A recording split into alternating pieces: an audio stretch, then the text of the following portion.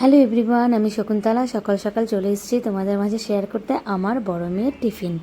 আমার বড় মেয়েকে 3টে টিফিন দিতে হয়, সকাল, দুপুর আর বিকেল, কারণ ও একদম বিকেলবেলায় বাড়ি আসে। তো সবার প্রথমে ব্রেড জ্যামটা ছিল, সেটাই দেখিয়ে দিই। এটা হচ্ছে ওর আজকের বিকেলের টিফিন। তো এই যে ব্রেড জ্যাম দিয়েছি, সকাল 6:30টার মধ্যে আমার মোটামুটি সব বানানো কমপ্লিট। তারপরে দিয়েছি আমি ওকে পরাটা আর সস। এটা হচ্ছে আটার পরাটা। তো এই দেখো টমেটো সস দিয়েছি, আর এই যে আটার সব পরোটাগুলো দিয়েছি। এগুলো সব বানানোর জন্য আমাকে 6টার সময় ঘুম থেকে উঠতে হয়েছে। তো এটাও দুপুরবেলায় খাবে।